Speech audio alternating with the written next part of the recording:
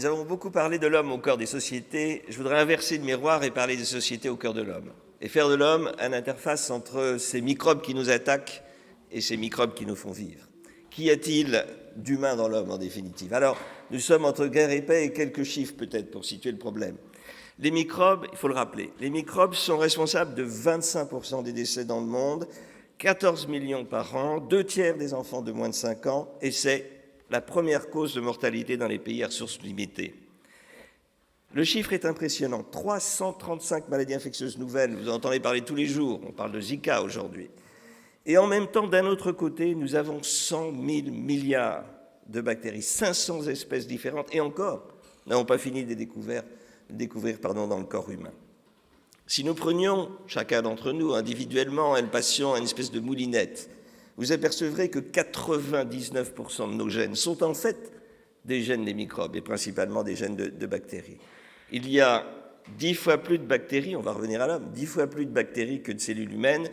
Et ces bactéries, où sont-elles? Prenez tranquillement votre doigt, passez-le sur votre bouche, étalez-le sur votre peau, vous allez trouver donc des centaines de milliers de microbes qui se baladent de l'un à l'autre. Ces microbes, ils sont dans l'intestin, 1 à 2 kilos à peu près sur ce qui est approximativement 2 cours de tennis, 400 mètres carrés. Vous allez le trouver aussi dans les trachées, dans les bronches, dans le vagin, dans la peau.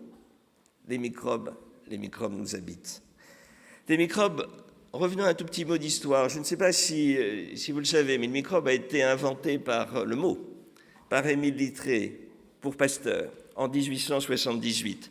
Et c'est à lui qu'on doit la première, je n'ai pas le temps de le passer en revue cette expérience, mais c'est la première réelle démonstration expérimentale que les microbes sont en fait, en l'occurrence des bactéries, responsables des maladies infectieuses.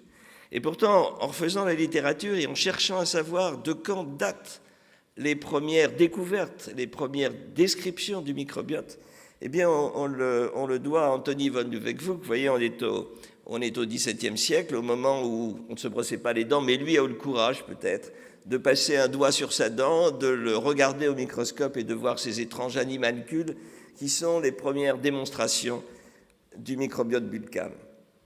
Alors, des fleurs du mal, puisque c'est comme ça qu'on voyait les microbes, au microbiote, il a fallu bien des expérimentateurs et bien des expériences.